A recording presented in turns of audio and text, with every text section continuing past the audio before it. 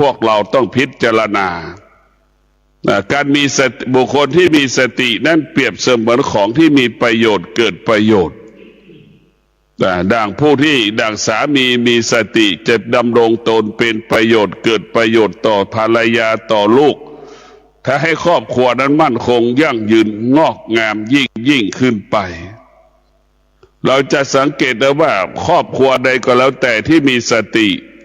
ครอบครัวนั้นจะเกิดคำว่าขยันและอดทนในการพัฒนาในการแก้ปัญหาต่างๆครอบครัวนั้นจึงทำให้ชีวิตและอุดมสมบูรณ์ไปด้วยทรัพย์สมบัติปัจจัยสี่ในพวกเราทั้งหลายครอบครัวนั้นอุดมสมบูรณ์ไปด้วยทรัพย์สมบัติและปัจจัยสี่จึงฝากให้เราได้พิจารณาว่าครอบครัวใดก็แล้วแต่ที่เรามีสติแล้วมันจะทำให้เรานั่นมีกินมีเก็บเหลือกินเหลือเก็บเหลือออมเหลือแบ่งปันนี่คือสติบุคคลที่มีสติจะเป็นผู้ที่รู้สึกตัวรู้สึกตัวเช่นสามีมีสติก็จะรู้สึกตัวว่าจะทำหน้าที่การเป็นสามีที่ดีของภรรยาการเป็นพ่อเป็นแม่ที่ดีของลูกนี่คือการมีสติก็จะทำหน้าที่ปฏิบัติหน้าที่ประกอบอาชีพนั้นให้เกิดคำว่ามั่นคงแต่เราจะเห็นว่าธรรมะของพระพุทธเจ้ามันว่าด้วยเรื่องชีวิตจัดการบริหารชีวิตการมีชีวิตอยู่แต่ละวันนั้นต้องบริสุทธิ์อย่างเช่นเราจะสังเกตได้ว่ามรรคแปดดำริชอบอย่างเงี้ยเราจะต้องพิจารณามันชอบคำว่าชอบก็ต้องประกอบด้วยศีลสมาธิปัญญามาเจรจาชอบสัมมาอาชีวะเราประกอบอาชีพก็ต้องประกอบไปด้วยศีลสมาธิปัญญาให้เราต้องการความสุขความสบายความร่ำรวยอุดมสมบูรณ์มันก็ต้องประกอบไปด้วยสมาชีพที่มันมีสติมีสมาธิมีปัญญาทั้งสิ้นแต่พวกเราต้องพิจารณาชีวิตของเราเนี่ยถ้ามีธรรมแล้วคำว่ามีธรรมะเนี่ยไม่คำว่าไม่มีคำว่าอดอยากไม่มีถ้าเรามีธรรมะทุกวันนี้เราขาดสติมันจึงอดอยากลำบากกระท่อนกระแท่นมาเพราะถ้ามีสติแล้วเราจะทำให้เรามีกินมีใช้เหลือกินเหลือใช้ตลอดกาลเวลาแต่พวกเราต้องพิจารณาว่าเรามีสติแล้วเราจะมีกินมีใช้เหลือกินเหลือใช้มีสติแล้วจะมีพลังในการประกอบอาชีพมีสติแล้วจะมีพลังในการแก้ปัญหามีสติแล้วจะมีความพร้อมในการพัฒนาตัวเองมีสติแล้วจะมีความพร้อมในการพัฒนาสิ่งต่างๆให้เกิดความดีงามแต่พวกเราต้องพิจารณาอะไรไปฟังพ่อแม่ครูบาอาจารย์สอนแต่ละรูปเนี่ยให้เราอยู่ในเขาเรียกว่าวันนี้เราดำรงตนด้วยศีลสมาธิปัญญานี่แหละให้เราสะอาดให้เราบริสุทธิ์ให้เราหมดจดให้เราผ่องใสให้เราอยู่กับความเป็นจริงแต่พวกเราต้องมีสติครอบครัวหน้าครอบครัวใดแล้วก็ครอบครัวทุกครอบครัวไม่ว่าพ่อแม่สามีภรรยาลูกมีสติมันจะทำให้ครอบครัวนั้นมีพละมีพลังจะทำการใดก็เกิดคำว่าสามัคคีกันจะทำการใดก็เกิดคำว่ากลมเกลียวกันมีความพร้อมให้กันนี่แหละเราถึงจะแก้ปัญหาการมีชีวิตอยู่ได้จะแก้ปัญหาความยากจนของเราหมดสิ้นไปได้ก็เพราะสตินี่แหละพวกเราทั้งหลายเราจะแก้ปัญหาต่างๆชีวิตทุกคนเกิดมาแล้วไม่ประสบปัญหาเนี่ยไม่มีชีวิตของเราเกิดมาแล้วจะประสบแต่ปัญหาเมื่อเรามีปัญหาแล้วเนี่ยเราจะต้องมีสติได้แหละจะไปควรแก้ปัญหา พวกเราต้องมีสติปัญหาทั้งหลายเกิดจากการขาดสติ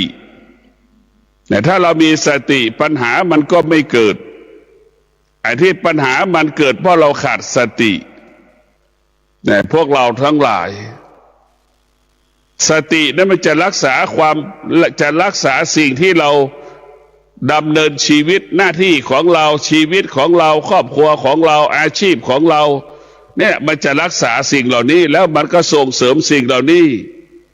เช่นเรามีสติเราก็จะไม่ทำผิดกฎหมายเรามีสติเราจะดำรงตนด้วยศีลสมาธิปัญญาอย่างนี้นี่แหละสติมันจะสอนเราให้อยู่ในความเป็นจริงแต่พวกเราต้องพิจารณาคนที่มีสติคนที่มีสติจะเป็นคนที่มีความอดทนคนที่มีสติเป็นคนที่มีความอดทนคนที่ขาดสติเป็นคนที่ขาดความอดทนควบคุมอารมณ์ความรู้สึกความนึกคิดที่รับรู้สึกไม่ได้พวกเราทั้งหลายตาเห็นรูปเกิดอาการสำแดงอาการคนที่ขาดสติคือควบคุมการรับรู้ของจิตไม่ได้แต่เราขาดสติขาดสติคนที่มีสติก็จะควบคุมการรับรู้ของตานั้นได้แต่คนที่มีสติก็ควบคุมการรับรู้ของหูนั้นได้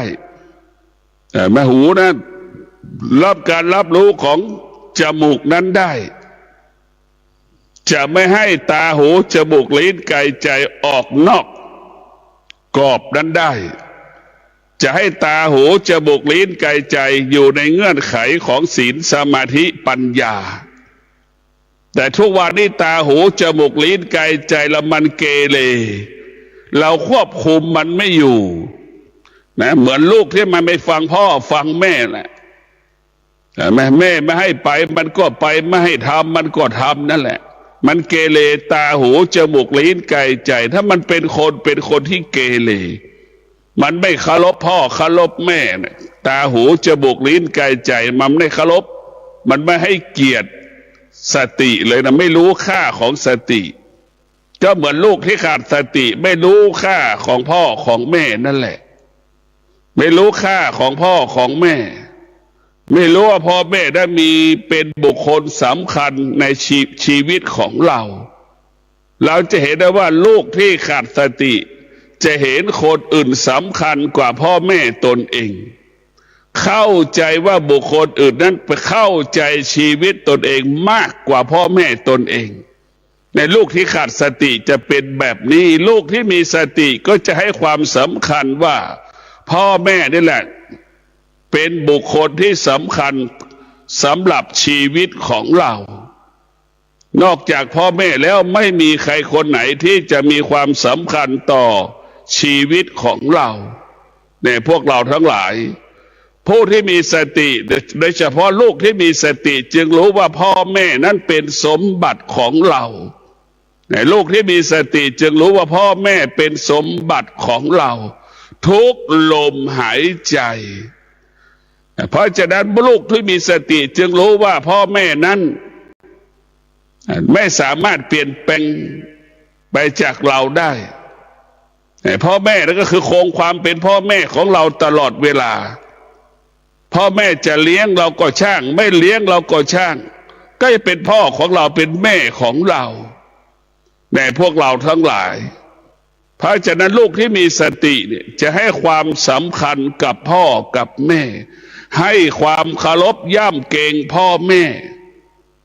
จะให้เกียรติพ่อแม่จะไม่ทำให้พ่อแม่เสียใจลูกที่มีสติลูกที่มีสติจะแคร์ความรู้สึกของพ่อของแม่ลูกที่มีสติก็จะเป็นผู้ที่มีความขยันเป็นผู้ที่มีความอดทนทำงานปฏิบัติหน้าที่เพื่อได้ปัจจัยสี่ให้พ่อกับแม่กินอยู่อย่างมีความสุขในลูกที่มีสติลูกที่มีธรรมะมันจะเป็นแบบนี้แหละจะทำอะไรคิดถึงแม่คิดถึงพ่ออยากให้พ่อแม่นั้นมีความสุขอยากให้พ่อแม่เลิกจากการทำงานนี่แหละก็ตัวเองก็ต้องเสียสละลูกที่มีสติ บุคคลที่มีสติเป็นผู้ที่เสียสละดังพระบาทสมเด็จพระเจ้าตากสินมหาราชนะสมเด็จพระนเรศวรมหาราชเป็นผู้ที่เสียสละชีวิตตนเองครอบครัวตนเองเพื่อประเทศชาติเราจะเห็นได้เป็นผู้ที่มีสติเป็นผู้ที่เสียสละทำหน้าที่ปกป้องคุ้มครองรักษาประเทศชาติไม่ให้ชาติอื่นมาเบียดเบียนชาติของตนประชาชนของตนนั่นแหละเราจะเห็นได้ว่าสมเด็จพระนเรศวรสมเด็จพระเจ้าตากสินเป็นผู้ที่เสียสละเหมือนแม่เสียสละให้กับลูกนั่นแหละพวกเราทั้งหลายสติเราจะเห็นแม่เป็นผู้ที่เสียสละเราจะต้องพิจารณาว่าการบุคคลที่มีสตินั้นจะเป็นผู้ที่เสียสละยิ่งใหญ่ดังพระพุทธเจ้าไปเสียสละความสุขส่วนตนเสียสละทุกอย่างทั้งพ่อแม่สามีภรรยาลูกเนี่ยเสียสละเพื่อคนทั้งโลกแต่เราเห็นพระพุทธเจ้าท่านเห็นคนทั้งโลกว่าเป็นทุกข์เกิดแล้วมีความทุกข์พระพุทธเจ้าก็มีความปรารถนาว่าให้คนทั้งโลกนั้นได้พบแต่ความสุขความเจริญได้พบแต่ความดีงามความงอกงามพระพุทธเจ้าดำรงตนเป็นเจ้าชายสิทธัตถะจึงออกบวชเสียสละแม่อันเป็นที่รักพ่ออันเป็นที่รักภรรยาเป็นที่รักลูกเป็นที่รักเห็นไหมเพื่อนเป็นที่รักหมดสละทุกอย่างเพื่อคนทั้งโลกแต่พวกเราทั้งหลายพระพุทธเจ้าชายสิทธัตถะไม่เห็นแก่ตัวเป็นผู้ที่เสียสละที่ยิ่งใหญ่แต่พวกเราทั้งหลายอย่างที่บอกแล้วว่าผู้ที่มีสติจะเป็นผู้ที่เสียสละคนที่ขาดสติจะเป็นคนที่เห็นแก่ตัวเห็นแก่ครอบครัวตัวเองเห็นประโยชน์ของชาติตัวเองเป็นหลัก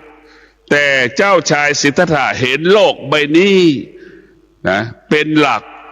เสียชีวิตสละชีวิตเพื่อโลกใบนี้ทำอะไรเพื่อโลกใบนี้เนี่ยพวกเราทั้งหลายจึงเป็นผู้ที่เสียสละเพราะฉะนั้นเจ้าชายสิทธัตถะจึงเป็นศาสดาที่แตกต่างจากบุคคลอื่นๆเพราะไม่มีภรรยาไม่มีสามีไม่มีภรรยาไม่ตัดหมดทุกอย่างเราจะเห็นได้ว่าศาสดาของพุทธศาสนานั้นเป็นศาสดาที่ผู้ที่เสียสละทั้งกายทั้งจิตตัดความรู้สึกให้หมดสิ้นไปจากกายจากจิตดังผู้ที่มีสติคำว่าเวทนาก็จะไม่เกิดถึงแม้เกิดก็ระงับมันได้ยุติมันได้ใช้เวลาอันสั้นนี่แหละพวกเราทั้งหลายเราต้องพิจารณาอย่างนี้นะคือธรรมะผู้ที่มีสติก็จะหยุดคำว่าอุปทานนั้นได้อุปทานนั้นก็ไม่เกิดแล้วพวกเราทั้งหลายสติจะไปควบคุมอุปทานสติจะไปควบคุมเวทนาความรู้สึกของเราเนี่ยสติจะไปควบคุมความรู้สึกสารพัดความรู้สึกที่มันปรากฏทางตาหูจมูกลิ้นกายใจของเราเราให้เราเข้าใจว่าเราขาดสติมันไม่สามารถควบคุมตาหูจมูกลิ้นกายใจเราได้มันจึงชกต่อยตีกันที่ทุกวันนี้พวกเราขัดแย้งกันเนี่ยเพราะอะไรเพราะเราเนี่ยวุ่นวายก็เพราะเราขาดสติเนี่ยพวกเราทั้งหลายถ้าเรามีสตินี่มันก็จะคิดถึงแม่ถ้าเรามีเรื่องแล้วแม่จะลำบากใจถ้ามีสติเนี่ยมันจะหยุดอย่างนี้มีเรื่องไม่ได้ขัดแย้งกันไม่ได้มีปัญหาไม่ได้ใครจะมาเลี้ยงพ่อเลี้ยงแม่เราถ้าเราติดคุกเราจะทำยังไงใครจะรับผิดชอบแม่เราลูกเราอย่างเงี้ยคือสติมันจะทำให้เราอยู่กับความเป็นจริงคิดถึงความเป็นจริงเป็นหลักนั่นแหละมันจึงถอนตัวออกจากความรู้สึกคือเวทนาจะไม่ซ้ำเติมให้เวทนานั้นเป็นใหญ่โตมโหฬารแต่เพราะฉะนั้นผู้ที่มีสติจะเท่าทานเวทนาหรือเวทนาจะไม่เกิดถึงแม้จะเกิด ก็เกิดระยะเวลาอันสั้นแต่พวกเราทั้งหลายต้องพิจารณาผู้ที่มีสติเนี่ยจะเป็นผู้ที่เห็นขันธ์ทั้งห้าเป็นพิษเป็นภัยต่อการพัฒนาจิตทุกวันนี้ขันธ์ห้าของเราเนี่ยนะทำให้เราเดินทุกข์เพราะขันธ์ห้าเราหลงเพราะขันธ์ห้านั่นแหละแต่ผู้ที่มีสติเห็นขันธ์ห้าเป็นของเน่าของเหม็นเห็นขันธ์ห้าเป็นสิ่งที่ไม่เที่ยงเห็นขันธ์ห้านั้นเป็นสิ่งที่ไม่ทนเห็นขันธ์ห้านั้นเป็นโทษต่อการมีชีวิตอยู่ของเราลำบากเพราะร่างกายเนี่ยเน่าเหม็นของเราเนี่ยแหละเรากินเห็นไหมกินก็ปรุงแต่งในการกินนอนก็ปรุงแต่งในการนอนฟังเสียงก็ปรุงแต่งในการเสียงในเสียงหลงในเสียงหมดนี่แหละเราจะเห็นได้ว่าตาหูจมูกลิ้นกายใจเนี่ยมันเป็นต้นเหตุให้เกิดความทุกข์ทั้งสิ้นเป็นต้นเหตุให้เกิดปัญหาทั้งสิ้นเราจะได้เงิน100 ล้านพันล้านก็อยู่ที่ตาหูจมูกลิ้นกายใจเราจะหมดเนื้อหมดตัวอยู่ที่ตาหูจมูกลิ้นกายใจเขาจะหลงเราจะหลงเขาก็อยู่ที่ตาหูจมูกลิ้นกายใจ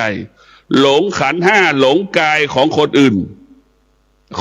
ก็หลงกายของเราก็หลงกายของคนอื่นนี่แหละคือเรียกว่ากิเลสทั้งหลายความอยากทั้งหลายเนี่ยมันปรากฏเกิดขึ้นแล้วมันก็จะเป็นแบบนี้ของมัน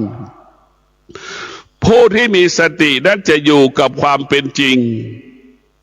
อยู่กับความเป็นจริงก็เรียกว่าอยู่กับอริยบททั้งสี่จะนั่งก็รู้จะนอนก็รู้จะเดินก็รู้จะกินก็รู้ในอริยบททั้งสี่เอาอริยบททั้งสี่มาเป็นตัวรู้นี่แหละเรารู้เมื่อเรารู้มันเรียกว่ารู้สึกตัวนั่นแหละเท้าขวาย่างเราก็รู้เนี่ยเท้าขวาย่างรู้เท้าซ้ายย่างรู้เท้าขวายกรู้เท้าซ้ายยกก็รู้เนี่ยเมื่อเรารู้สึกตัวมันจึงทำให้เรานั้นมีพลังและมีอำนาจรู้สึกตัวมีพลังและมีอำนาจอยู่ในคุณของความดีงามตลอดกาลเวลาอยู่ในคุณของความดีงามตลอดเวลาในพวกเราต้องพิจารณาว่าความดีงามนี้เป็นสิ่งที่ประเสริฐที่สุดเราต้องพิจารณาตลอดกาลเวลาความดีงามนั้นเป็นสิ่งที่มีค่าความดีงามนั้นเป็นสิ่งที่ประเสริฐสำหรับชีวิตของเราแต่พวกเราทั้งหลายต้องพิจารณาสิ่งที่ดีก็ดีไม่ดีก็ดีเนี่ยมันเป็นสิ่งที่เป็นอนิจจังทุกขังอนัตตาผู้ที่มีสติเนี่ย จะรู้ความจริงของธรรมรู้ความจริงของธรรมในธรรมะของพระพุทธเจ้าเนี่ยก็คือให้รู้กายกับจิตไม่ใช่รู้พระไตรปิฎกนะพวกเราธรรมะพระพุทธเจ้ารู้กายกับจิตรู้ในอริยบททั้งสี่นั่นคือการรู้ธรรมของธรรมพระพุทธเจ้านั่นคือเป็นการรู้ธรรมที่แท้จริงคือรู้กายกับจิตเช่นเรานั่งสมาธิกายมันกำลังปวดขามันกำลังปวดอย่างนี้นี่คือรู้กายกับจิตให้รู้แบบนี้แหละว่ากายกับจิตเป็นเช่นใดมันเจ็บปวดความเจ็บปวดมันก็รู้อีกว่ามันเป็นสิ่งที่ไม่ทนอย่างเงี้ยเรียกว่าความเจ็บปวดนะมันคงไม่แตกต่างจากกลิ่นของเน่าของเหม็นเกี่ยมันก็หายจางไปจากจมูกเราอย่างนี้คือมันคงมันอยู่ไม่คงที่เรียกว่าอยู่ไม่คงที่เพราะฉะนั้นธรรมะก็คือสติเรียกว่าเป็นแสงสว่างให้เราเห็นความจริงธรรมะคือสติเห็นสว่างของความจริงชัดเจนขึ้นเรื่อยๆแต่พวกเราทั้งหลายเราจะเห็นได้ว่าบุคคลในครอบครัวของเรามีสติเนี่ยจะให้เกียรติซึ่งกันและกันให้ความเคารพซึ่งกันและกันโดยเฉพาะลูกมีสติเนี่ยแม่ก็ให้เกียรติลูก ลูกพูดอะไรมาแล้วล้วนเป็นความจริงเนี่ยแม่ก็จะสงบรู้ตลอดเวลาจะไม่กล้าออกอาการสำแดงอาการใดๆทั้งสิ้นไม่ว่าพ่อแม่สามีภรรยาลูกเนี่ยล้วนต้องการรับรู้เรื่องความจริงเราจะเห็นได้ว่าชีวิตเราอยู่ด้วยความจริงเท่านั้นพ่อแม่สามีภรรยาลูกต้องอยู่ด้วยความจริงเรียกว่าชีวิตเราต้องอาศัยความจริงจึงจะอยู่ร่วมกันและมีความสุขเราจะบอกแล้วว่าพ่อแม่สามีภรรยาลูกเนี่ยมีสติเนี่ยแต่พวกเราทั้งหลายเมื่อพ่อแม่สามีภรรยาลูกมีสติจิตของพ่อแม่สามีภรรยาลูกก็เป็นอิสระจิตเป็นอิสระไม่ต้องกังวลใจใดๆทั้งสิ้นแต่จิตนั้นเป็นอิสระเหมือนนกบินกลางอากาศจิตเราเปรียบเสมือนนกถ้าจิตพวกเรามีสตินี่จิตนั้นเป็นอิสระไม่ต้องกังวลใจใดๆทั้งสิ้นเห็นไหมเมื่อเรามีสติจะเป็นที่ไว้ใจเชื่อใจซึ่งกันและกันมันเป็นที่ไว้ใจเชื่อใจซึ่งกันและกันวันนี้แหละคือสติถ้าเราคนขาดสติเนี่ยไม่ได้นะพวกเราเมื่อขาดสติแล้วไม่เป็นที่ไว้ใจเชื่อใจซึ่งกันและกันทำให้พ่อแม่สามีภรรยาลูกขาดสติทำให้นั้นกังวลใจตลอดการเวลานะถ้าลูกพ่อแม่สามีภรรยาลูกเนี่ยขาดสติก็จะนำมาซึ่งความเสียหายเดือดร้อนจึงทำให้ผู้เป็นสามีภรรยาพ่อแม่ลูกกังวลใจซึ่งกันและกันนี่เราจะเห็นได้ว่าการขาดสติจะทำให้เรากังวลใจทำให้เราไม่สบายใจ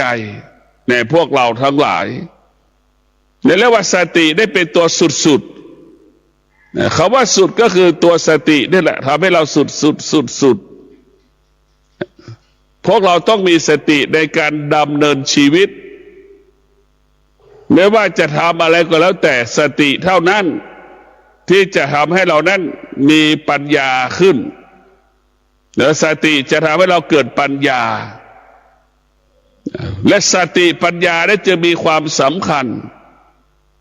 ต่อการมีชีวิตอยู่ของมนุษย์สติปัญญามีความสำคัญต่อการมีชีวิตอยู่ของมนุษย์ในพวกเราทั้งหลายสติปัญญานั้นสำคัญกับการมีชีวิตอยู่เมื่อเรามีสติเมื่อเรามีปัญญาแล้วเนี่ยพวกเราทั้งหลายชีวิตของเราเนี่ยอุดมสมบูรณ์ไปด้วยปัจจัยสี่ชีวิตเราอุดมสมบูรณ์ไปด้วยทานศีลภาวนาตลอดเวลาในพวกเราทั้งหลายเราจะสังเกตว่าเมื่อเรามีสติชีวิตเราอุดมสมบูรณ์ไปด้วยทานศีลภาวนาแต่พวกเราทั้งหลายผู้ที่มีสติผู้ที่มีปัญญาจะให้ความสำคัญการปฏิบัติธรรมเป็นหลักจึงรู้ว่าการปฏิบัติธรรมจึงรู้ว่าการฝึกจิตรู้ว่าการฝึกกายเป็นหลักจึงรู้ว่ากายการฝึกกายฝึกจิตเป็นสิ่งที่ประเสริฐที่สุดเราจะเห็นกายเรามันพวกเราทั้งหลายกายของเราก็เปรียบเสมือนเหมือนคนเหมือนงัวก็ได้พวกเราทั้งหลายกายของเราเปรียบเสมือนงัวจิตของเราก็เหมือนงัวนั่นแหละพวกเราต้องฝึกงัวไถนาเห็นไหมนั่นแหละเราฝึกงัวไถนาเห็นไหมแต่ถ้างัวไม่ได้ฝึกไถนาแล้วเราเอาจับงัวไปไถนางัวก็ต่อต้านมันไม่ยอมที่จะให้เอาไถไปใส่คอมันไม่สามารถจะเอางัวไปไถนาได้นะพวกเราเพราะฉะนั้นการฝึกจิตเนี่ยการฝึกกายนี่สำคัญที่สุดโดยเฉพาะสติปัญญาจึงเห็นว่ากายกับจิตเราควรฝึกถ้ากายกับจิตเราฝึกได้แล้วนี่มันจะเป็นสิ่งที่ประเสริฐที่สุดเราจะเห็นได้ว่าจิตหมอจิตพยาบาลน่ะสัมผัสคนเกิดทุกวันสัมผัสคนแก่ทุกวันสัมผัสคนเจ็บทุกวันสัมผัสคนตายทุกวัน เรียกว่าเกิดแก่เจ็บตายไม่มีค่าไม่มีความหมายสำหรับหมอและพยาบาลเนี่ยพวกเราทั้งหลายไม่มีค่าสำหรับหมอพยาบาลเลยตายมันก็รู้ว่าตายเกิดมันก็รู้ว่าเกิดมันจะพิการก็รู้ว่ามันพิการมันจะรู้เฉยๆไม่เกิดอาการไม่สำแดงอาการใดๆทั้งสิ้นนั่นคือจิตที่มีสติมีปัญญาจะอยู่กับความเป็นจริงเรียกว่าปราศจากเวทนาปราศจากอุปทานตรงกันข้ามญาติของคนป่วยไปเยี่ยมคนป่วยเห็นไหมขาดสติก็คือมีเวทนาเข้ามาปรากฏอุปทานเข้ามาปรากฏจึงเกิดคำว่าความทุกข์ว่าคนป่วยมันตายแล้วใครจะเลี้ยงแม่มันเนี่ยคิดอย่างนี้อีกแล้วคนป่วยที่มันตายเนี่ยมาใครจะเลี้ยงลูกมันอย่างเงี้ยลูกมันจะอยู่กับใครแม่มันจะอยู่กับใครอย่างเงี้ยนี่แหละคือเราเมื่อเราขาดสติเนี่ยเวทนามันจะมาปรากฏอุปทานมันก็ปรากฏแล้วจะเห็นได้ว่าทั้งเวทนาอุปทานปรากฏนี่มันจึงทำให้จิตเราสะเทือนหวั่นไหวกลายเป็นความทุกข์กลายเป็นความกังวลใจที่ท่านได้รับฟังจบลงไปแล้วนั้นเป็นรายการทางสายเอกดำเนินรายการโดยพระประชานาถมุนีเจ้าคณะอำเภอกัลยาณิวัฒนาเจ้าอาวาสวัดดอนจันทร์ตำบลทัตรามอำเภอเมืองเชียงใหม่จังหวัดเชียงใหม่เชิญท่านติดตามศึกษาธรรมะการปฏิบัติธรรมได้ในข่าวครั้งต่อไปสำหรับวันนี้สวัสดีครับข่าวสารเพื่อการประชาสัมพันธ์กำหนดจัดงานวันกตัญญูวัดป่าแดงมหาวิหารประจำปีพุทธศักราช 2569 ตรงกับวันที่ 26 พฤษภาคม พุทธศักราช 2569 วัดป่าแดงมหาวิหารจัดงานวันกตัญญูประจำปี 2569 เพื่อถวายเป็นพระราชกุศลแด่บุรพกษัตริย์มีพระเจ้าสามฝั่งแกนพระเจ้าติโลกราชพระเมืองแก้วบุรพาจารย์อดีตเจ้าอาวาสมีพระญาณคัมภีร์พระมหาสวามีพระมหาเมธังกรครูบาศรีวิชัยพระอธิการอินแก้วอรินทโรครูบาอ่องและพระครูวิมลวรเวทเป็นต้นตลอดถึงผู้มีพระคุณต่อวัดทุกรูปทุกท่านทางวัดป่าแดงมหาวิหารได้มีกำหนดการจัดงานทำบุญวันกตัญญูกำหนดการดังนี้วันอังคารที่ 26 พฤษภาคม 2569 8:30 นาทีคณะศรัทธาสาธุชนพร้อมกันณวิหารวัดป่าแดงมหาวิหาร 9:19 นาทีประธานจุดธูปเทียนบูชาพระรัตนตรัยสมาทานเบญจศีลพระสงฆ์รับทักษิณานุปทานเจริญพุทธมนต์เราคำถวายสังฆทานถวายผ้าป่าสามัคคีบุญมูลนิธิโรงพยาบาลสวนดอกเพื่อพระภิกษุสงฆ์อาพาธประธาน